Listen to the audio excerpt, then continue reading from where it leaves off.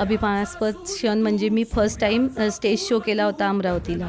आणि अमरावतीच्या एका ऑर्गनायझरने जळगावमधून एका आर्टिस्टला as a makeup artist, international लेवलचे मेकअप आर्टिस्ट म्हणून तिथं बोलावणं, ही गोष्ट खूप मोठी होती माझ्यासाठी. आणि त्या दिवशी मला खूप टेन्शन पण होतं, कारण माझा फर्स्ट स्टेज होता.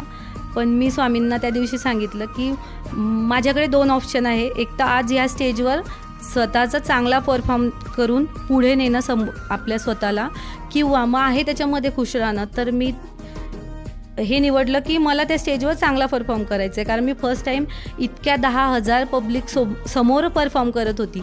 तर ती खूप मोठी गोष्ट होती. आणि त्या एक दिवस मी असं ठरवलं होतं की एका मोठ्या शोमध्ये किंवा स्टेजवर मी असेल आणि मी ते श्रेय सर्व माझ्या सासू सासऱ्यांना, माझ्या हस्बंड यांना देईल. तर हा क्षण तो आहे असं मला वाटतं.